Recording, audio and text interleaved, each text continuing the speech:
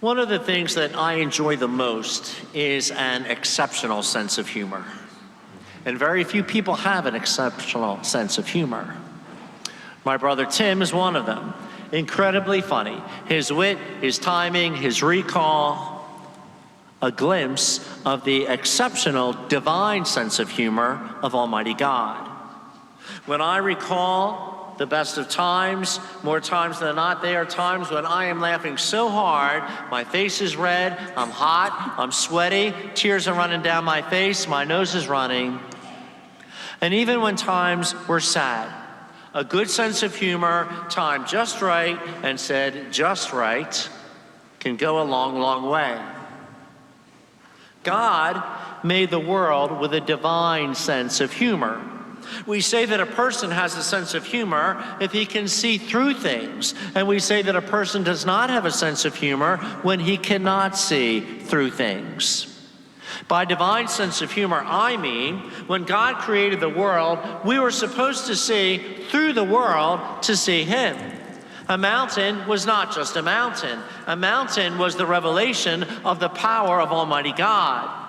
A sunset was not just a sunset. A sunset was the revelation of the beauty of Almighty God. A snowflake was not just a snowflake. A snowflake was the revelation of the purity of Almighty God, and the list goes on. Everything tells us something about God, for by the visible things of the world is the power and the wisdom of the invisible God made manifest. In the silence of a Judean night, there rang over the stillness a cry from the heart of Almighty God, in the voice of a child. And two classes of men heard the cry that night, the shepherds and the wise men, the very simple and the very learned, those who know they don't know anything and those who know they don't know everything. And there they saw the baby on a bed of straw. But they saw not only a babe, they saw through the babe to the divinity that was in him. They looked at tiny hands, and they saw through those hands to the hands of Almighty God. They saw the tiny brow of a baby and saw through it the mind of Almighty God. They saw tiny lips, and through them they saw lips that would one day speak of faith, hope, and love to a wicked generation that had little faith, practically no hope, and tainted love.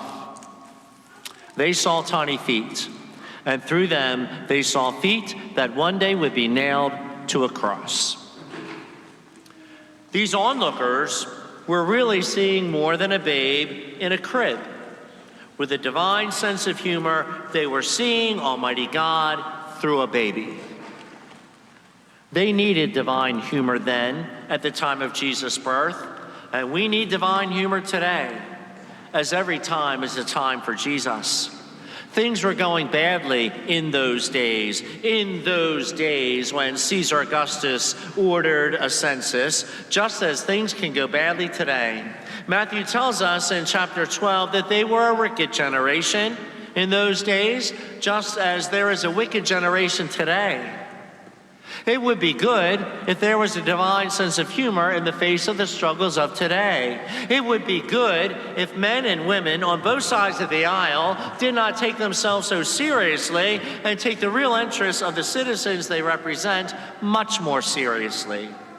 It would be an excellent idea for management and union leaders, both of them, not to take themselves so seriously and to take the real interests of employees much more seriously. It would be marvelous if politicians, journalists, professors, intellectuals, and experts had less wit and more truth. It would be very effective evangelization to proclaim a day, or even a week, a month, or better yet, a whole year, an entire lifetime of divine humor. It would be. And all of this is a rather hope springs eternal outlook on life this Christmas.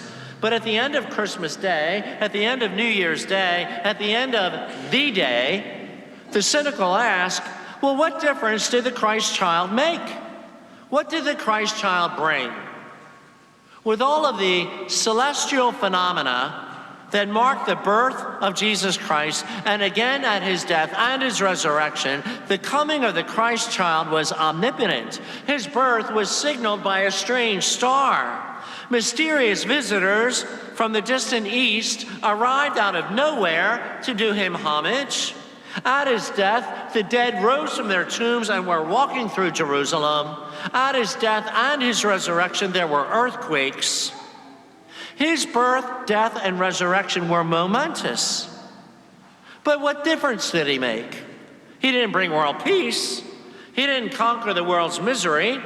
And life was just as hard the day after he was born as the day before he was born. So what difference did he make?